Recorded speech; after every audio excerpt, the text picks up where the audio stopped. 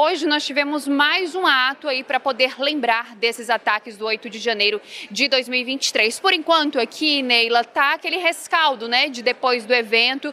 Temos muitas pessoas aqui, o Palácio do Planalto é um dos lugares mais tranquilos em relação ao Congresso Nacional por conta da movimentação de pessoas. A gente tem durante a semana, alguns dias da semana e aos finais de semana, a presença de pessoas para poderem conhecer, mas hoje está um movimento maior justamente por conta desse evento.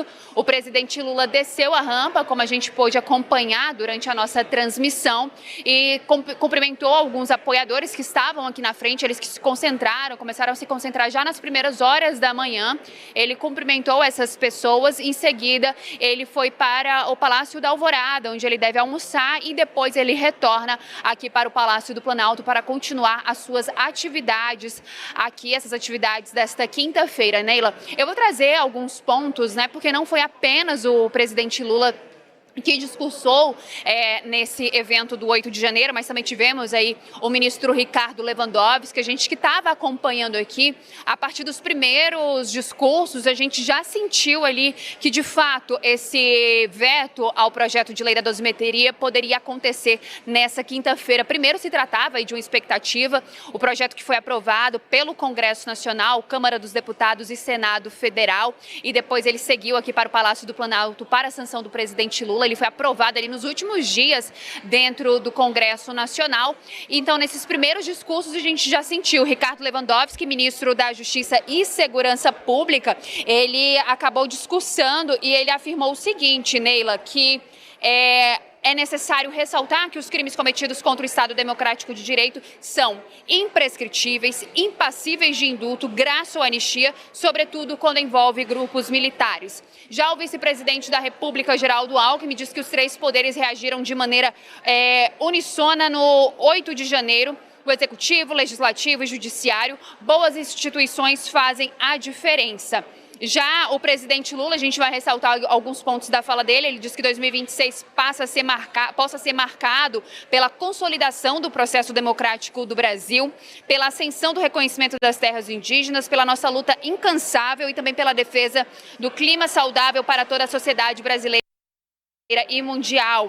Esse ato de hoje é uma exaltação desse momento que estamos vivendo, de acordo com o presidente Lula, de manutenção do Estado democrático de direito. Além disso, ele diz que o 8 de janeiro fica marcado pela vitória como um dia da vitória da nossa democracia. Neila, como a gente pôde acompanhar aqui na nossa live, a gente não teve a presença dos líderes dos outros poderes. A gente fala aí do presidente da Câmara dos Deputados, Hugo Mota, do Senado Federal, Davi Alcolumbre, e nem do presidente do Supremo Tribunal Federal, Edson Fachin. Eles não compareceram, a gente não teve nenhum representante do Supremo Tribunal Federal nesse evento desta quinta-feira aqui no Palácio do Planalto. O que tudo indica, Neila, é o seguinte, é importante a gente destacar o que você conversava com o Gabriel aí, sobre qual é o próximo passo, né? Esse texto, ele volta para o Congresso Nacional, onde deputados e senadores, eles vão fazer aí a análise novamente se vão derrubar ou se vão manter o veto do presidente Lula. Ontem, Lindbergh Farias, líder do PT dentro da Câmara dos Deputados, ele convocou aí uma coletiva de imprensa, mesmo em recesso parlamentar, lá no Salão Verde da Câmara dos Deputados, onde diz que uma das metas do governo é fazer um mapeamento de votos para poder manter esse veto do presidente Lula a esse projeto de lei da dosimetria. Mas a gente já traz aqui algumas reações, como por exemplo, do relator dessa proposta, Paulinho da Força. Ele conversou com a nossa repórter, Luciana Saravia, que é nossa repórter aqui de Brasil, ela cobre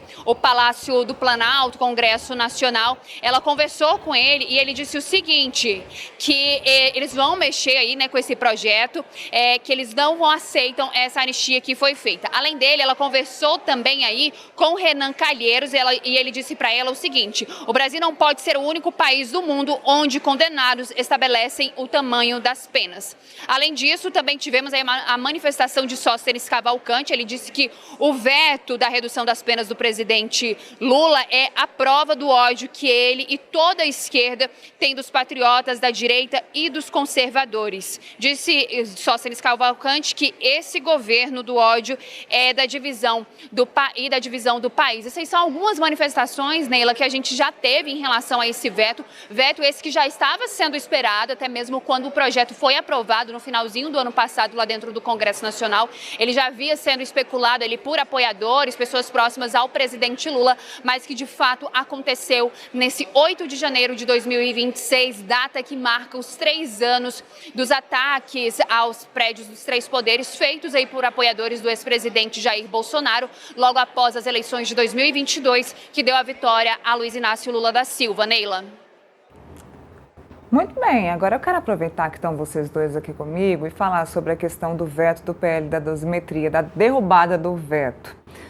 O Congresso volta depois do recesso e, Felipe, vai valer a pena para o Congresso Nacional fazer essa derrubada agora, nesse timing, no início dos trabalhos do Congresso Nacional? O deputado e presidente do Senado, Davi Alcolumbre, vai convocar essa sessão do Congresso Nacional logo no início dos trabalhos agora para derrubar esse veto, ou agora é hora de lidar com outros assuntos menos espinhosos?